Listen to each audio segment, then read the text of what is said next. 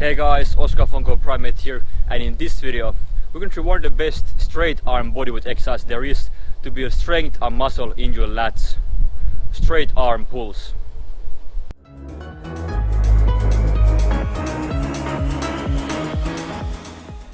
So straight arm pulls are great for making sure you get a full back development because they're great for targeting the lower lats especially.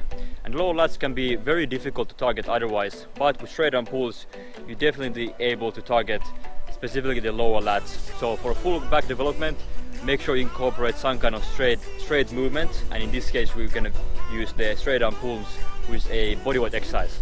Other than that, if you're also working towards your front lever, then often when you do that you have a lot of static isometric holds, and they're okay for building strength, but isometric holds are not the best for building muscle. So if you want to build muscle at the same time while you're working towards your front lever goals, incorporating these straight arm pulls into your training is a great way of making sure you're working towards your front lever goals, but you're also building muscle at the same time.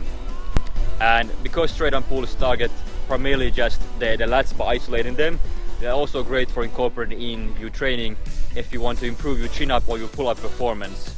So for those reasons, definitely give straight arm pulls a go. And the best thing about this is all you need is a chin-up bar to get started on your straight arm pulls. So let's start straight into the technique videos.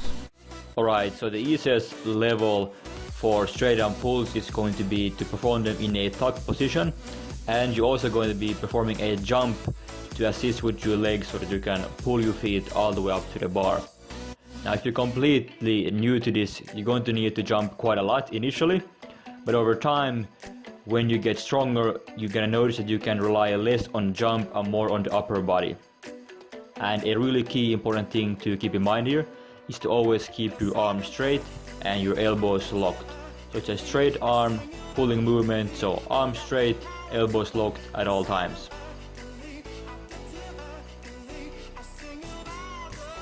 The next progression of straight arm pulls is going to be to still perform this in a tucked position, but now we're going to do them without a jump. So now you're going to be relying solely on your upper body strength.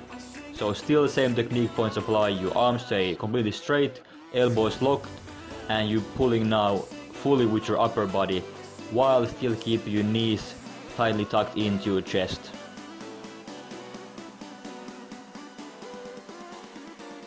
You want to use full range of motion here to get the most out of every single repetition.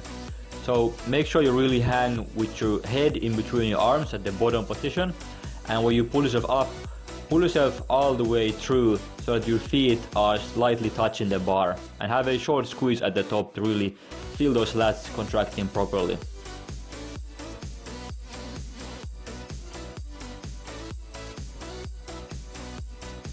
To make the tuck straight arm pulls harder for you, you're going to slightly extend your legs.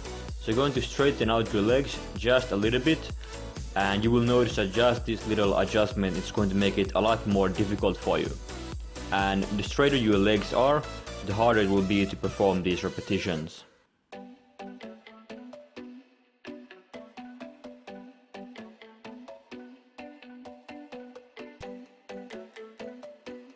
The next progression of straight arm pulls is going to be inverted deadlifts. So it's going to look like a deadlift, but just going to be upside down. Now you're going to start from a straight position, so your body is going to be completely straight, and from here you're just going to lower your hips down all the way until you're around 90 degrees, so parallel to the ground. And from that you're just going to extend your hips and straighten your body completely and lock it at the top. And at the top you also want to make sure really pull the bar towards your thighs.